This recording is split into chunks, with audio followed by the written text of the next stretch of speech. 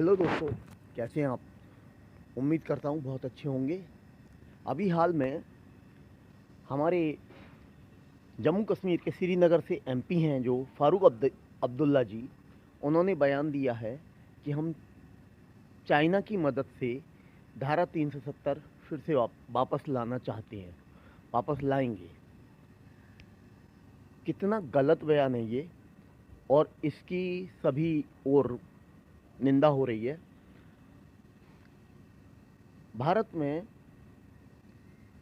सन 1962 में चाइना से युद्ध हुआ था। हमारे हजारों सैनिक उसमें शहीद हुए। आदरणीय लता मंगेशकर जी ने उस समय एक गीत गाया था, ए मेरे वतन के लोगों, जरा आंखों में लाओ पानी, जो शहीद हुए हैं लोगों, उनकी याद करो कुर्बानी। इस तरह कुछ था। 1962 में युद्ध होने के बाद भी आज तक हमारे चाइना से कभी रिलेशन अच्छे नहीं रहे, और ये अप्रॉक्स 82 ईयर्स ओल्ड हैं। शायद नेता लोग कभी रिटायर ही नहीं होते। ये इस तरह के बयान दे रहे हैं। ये बयान कहाँ तक सही है? क्या ये देश के प्रति प्रेम जताता है उनका? क्या ये एक तरह का देशद्रोह नहीं है? ये कहते हैं चाइना की मदद से हम धारा 370 वापस लाएंगे। बीजेपी सरकार ने इतने वर्षों के बाद, किसी भी सरकार की हिम्मत नहीं हुई जम्मू कश्मीर से धारा 370 हटाने की।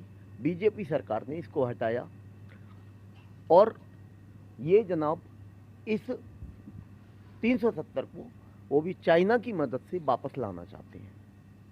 बहुत ही गलत बयान है, और लगभग सभी पार्टीज इस बयान का विरोध कर रही हैं। फारूक अब्दुल्ला जी भूलते हैं कि दुश्मन इस समय कितनी विषम स्थिति है कि हमारे घर के बाहर दरवाजे पर खड़ा है हम पर अटैक करने के लिए। हमारे सैनिक रोजाना, लगभग रोजाना कहना चाहिए, शहीद हो रहे हैं देश की रक्षा के लिए। कितना करोड़ों रुपया खर्च हो रहा है, चाहे वो लद्दाख हो, लद्दाख की सीमा, चाहे अरुणाचल प्रदेश की सीमा, जहाँ से चाइना हमारे देश पर या देश के कुछ भाग पर कब्जा करना चाहता है। लगातार हमारे देश की अखंडता पर प्रहार करता है, और उस देश की मदद से ये धारा 370 वापस लाना चाहते हैं। क्या सोच है इनकी, और कैसी अजीब विचारधारा है। मैं इसका पुरजोर विरोध करता हूं, और इसकी जितनी कड़ी से कड़ी निंदा की जाए कम है।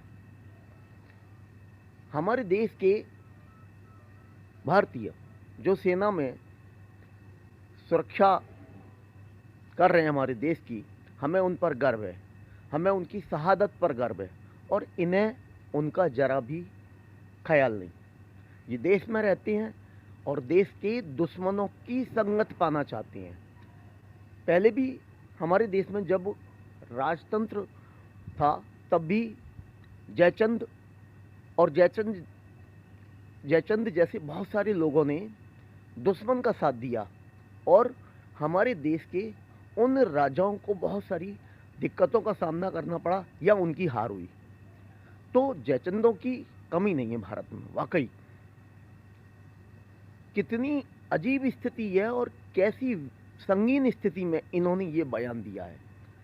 आप सोचिए, क्या ये देश के प्रति प्रेम कहा जा सकता है?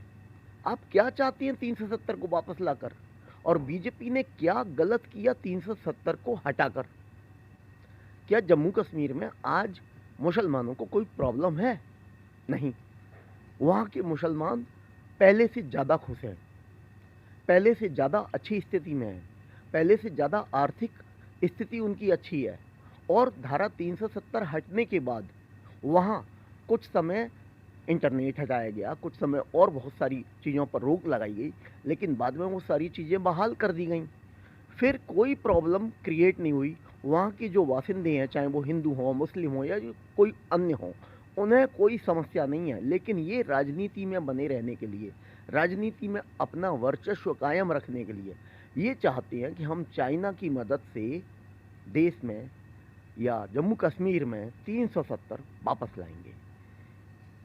इसकी जितनी निंदा की जाए कम है, और इनकी बुद्धि पर मुझे बहुत ज़्यादा तरस आता है और मैं इसका बहुत ज़्यादा विरोध करता हूँ। ये बिल्कुल गलत है, देश के अगेंस्ट है, देश के खिलाफ है। इनको देशभक्त नहीं कहा जा सकता। सच तो यह है, इनको देश का नेता भी नहीं कहा जा सकता।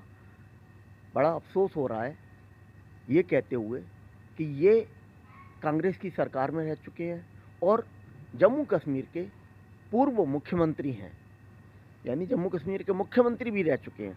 तो ये जम्मू कश्मीर का हित चाहते हैं धारा 370 लाकर, वो भी चाइना की मदद से।